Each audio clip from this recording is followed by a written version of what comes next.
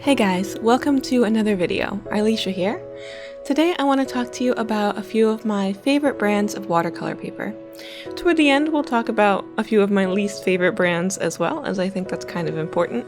This isn't going to be an exhaustive list of every brand of watercolor paper that I've used and how I feel about it, but we're going to talk about the ones that have stood out to me a bit so far. First, we're going to start with this watercolor paper by Baohong that I actually got in my AliExpress haul, or for my AliExpress haul. You're welcome to check that video out if you would like to. This paper is 100% cotton and 200 GSM, so it's a little bit thinner than that 300 GSM, a little bit sturdier watercolor weight. This pad is relatively large and comes with 20 sheets, and actually it's not a pad, it's a block. So this paper is gummed on all four sides with a little opening like in the middle of the one side that allows you to remove the paper when you're all done.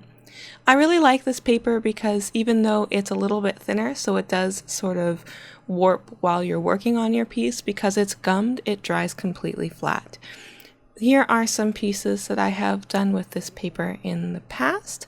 You may recognize some, but not all of them, including the ones that I recently showed you in the 20K giveaway, the originals that I have up for sale on my shop. I really enjoy working on this paper, and while we're talking about this paper, we can talk about some of the reasons why I enjoy cotton paper overall as a whole. When I first started with working with watercolors, I wasn't working with 100% cotton paper because it generally tends to be a bit more expensive than like a wood pulp or a cellulose paper. So like many watercolor artists just getting started, not sure if you're going to like the medium, I started out on Canson XL watercolor paper. That super cheap paper that I could just go and grab at Walmart and actually try it out. And when I was first getting started, I did enjoy that paper, but once I started to get into this realm of cotton papers, it just, kind of blew the others away as far as quality.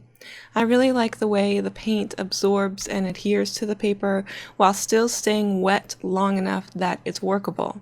This paper, even though it's thinner, stays wet for a nice amount of time, which allows me to charge areas with more color or blend out my edges in a way that's just really pleasurable, really pleasing to work with.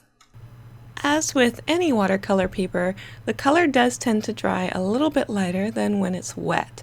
So I wanted to show you an example of that here, and this is especially the case when it comes to darker colors like blues and purples and blacks and things like that.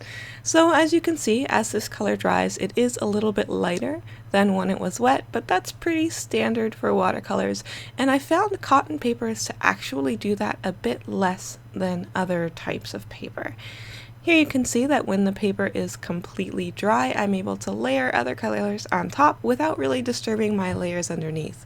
When you have like a cellulose paper, it becomes a lot easier to reactivate layers underneath your initial layers, which if you're not layering the same color can cause you to have muddier colors, or even if you are using the same color, it can get rid of some of the lines or the edges of the watercolor that you may have wanted to keep.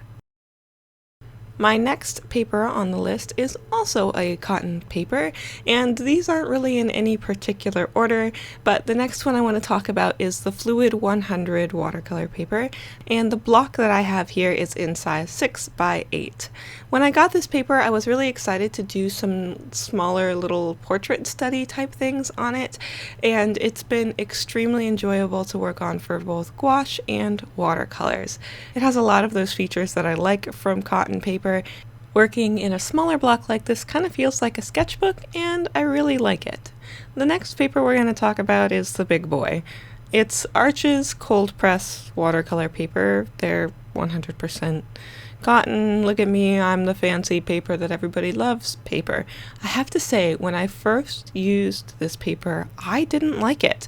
The texture in it is very pronounced, and I found the paper to feel a bit dry.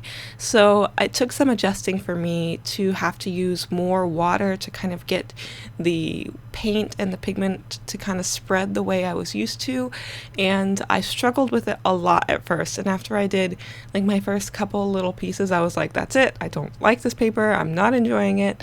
But as the more I allowed myself to work with it and to work on it, the more I found that this paper is actually pretty awesome. Okay, fine, Arches, you're good paper. As you can see, the color lays really nicely on it once you have enough water and you're working with enough paint at one time, and the color stays wet for quite a long time, which is one of the primary features of this particular paper, and I think it has a lot to do with the finish of the paper and the fact that it's a cold press paper. It just absorbs really nicely into the paper, stays nice and wet, and you're allowed to really manipulate those colors once they're down. Talking about hot press papers, you might think that my favorite hot press paper then would be Arches, but it's not. I actually don't really like Arches hot press paper for some of the opposite reasons as for why I like Arches cold press paper, if that makes any kind of sense. My favorite hot press paper is this one currently by Blick, actually. So if you live in the United States, you may be familiar with Blick art supplies. There are lots of them and you can buy stuff online from them, but they have their own line of watercolor papers. The only one I've tried so far is the hot press paper, also 100% cotton, but it takes some things that Arches did right in their cold press paper and makes things better from what they didn't do right in their hot press paper. So what I like about this paper is that the colors dry so bright and so vivid and saturated, and they just kind of dry the way you see them when they're wet for the most part, and I really enjoy that. The color stays wet in a nice way. The sizing of the paper is really nice. I'm able to soften edges when I want to, blend colors together when I want to, and I actually really like the way that granulation shows up on this paper. It has a really nice texture to it, even though the paper itself is fairly smooth, as you can expect with hot press papers. I also really enjoy the hard edges that come from this particular type of paper, and overall it's just kind of a nice joy to work on. I found that Arches hot press paper, it dried too fast and I didn't really like it. Now we're going to move into talking about my least favorite watercolor papers, and the reasons that I do not like these particular papers are pretty much all the same. So the three papers that I have here are the Strathmore 400 series paper, Fabriano Studio watercolor paper. This is hot press and it's 25% cotton, and also the Canson Montval watercolor paper. You may have heard me talk about the Canson in particular, as I have used it a couple times for videos on this channel. The reasons that I end up not liking these papers is because the colors lift too easily. When I try to layer them, it just lifts the colors underneath, and it's really difficult, and I love putting lots and lots of layers on paper. The way granulation appears on these particular papers is generally overall not that bad, and there's just a lot of lifting that happens, and while I am able to kind of do some layering, it doesn't adhere and absorb into the paper as well as it does with cotton paper. That being said, while I was looking through and gathering some footage for this video, I was looking at some of the things I had done on the Canson Montval paper in particular and going, you know what, I really liked this and I really enjoyed working on these particular pieces. So in the end, I think it just kind of depends on how you're feeling and the kind of piece you want to create. When I'm in the mood for something looser and a bit more flowy and not as structured, I tend to gravitate towards these cellulose papers, not the Fabriano, just don't like it. Not really the Strathmore, just don't like it, but the Montval paper and the Canson XL watercolor paper, I tend to grab those when I want something a bit looser.